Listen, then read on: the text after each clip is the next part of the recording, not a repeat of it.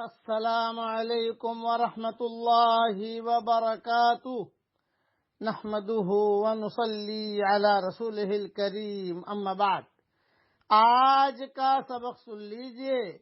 آج کے سبق کی سرخی ہے زنا سے بچیے، پارٹ نمبر 9۔ اب میں آپ کو قصہ سناتا ہوں ایک صحابی کا۔ ایک صحابی تھے، بڑے میاں تھے، حضرت محمد صلی اللہ علیہ وسلم کی خدمت میں حاضر ہوئے۔ مجمع بھرا ہوا تھا اور آ کر کہا، وَذُنُوبَاہ وَذُنُوبَاہ وَذُنُوبَاہ، ہائے میرے گناہ، ہائے میرے گناہ، ہائے میرے گناہ۔ آپ صلی اللہ علیہ وسلم نے پوچھا بھی کیا ہوا؟ تو انہوں نے کہا کہ حضرت میری جھولی میں سارے گناہ ہیں سوائے شرک کے، شرک نہیں کیا، باقی سارے گناہ کیے ہیں، اس میں سارے گناہ آ گئے، اب میں بڑا پریشان ہوں۔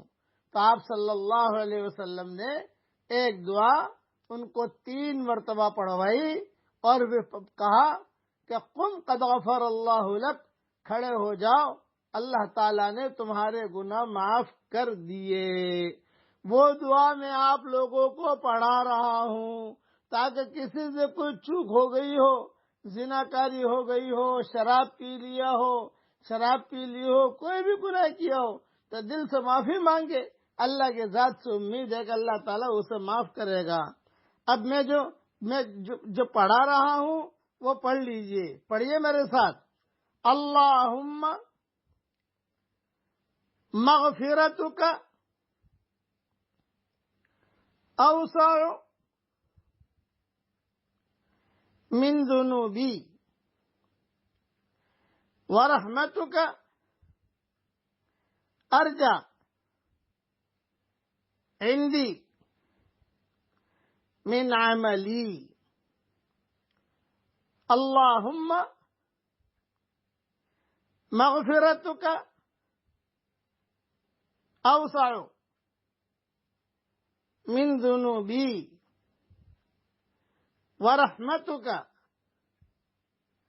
ارجع عندی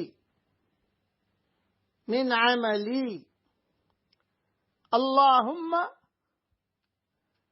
مغفرتک اوسع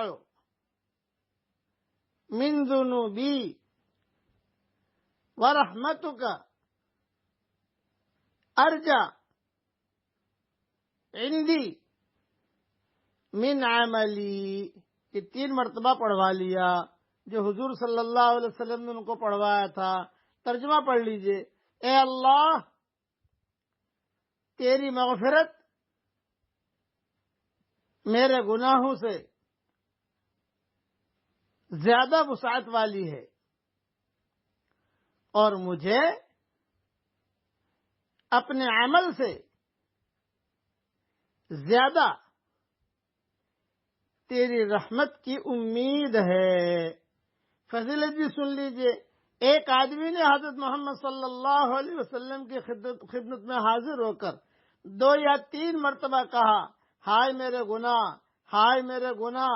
حضور صلی اللہ علیہ وسلم نے فرمایا، یہ کہو، اللہم مغفرتک اوسع من ذنوبی ورحمتک ارجع عندی من عملی۔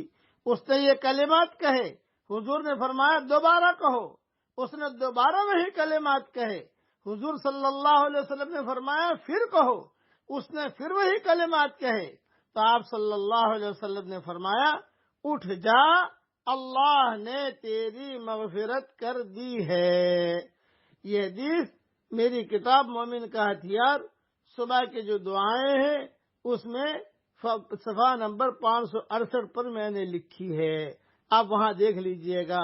امیجز بنا کر بھیج رہا ہوں، اسے اپنے پاس رکھ لیجئے۔ اس امیجز کو روزانہ 1-2 مرتبہ دھیان سے پڑھ لیجئے تو اللہ کی ذات سے امید ہے کہ اللہ ہمارے گناہوں کو معاف فرمائے گا۔ آمین۔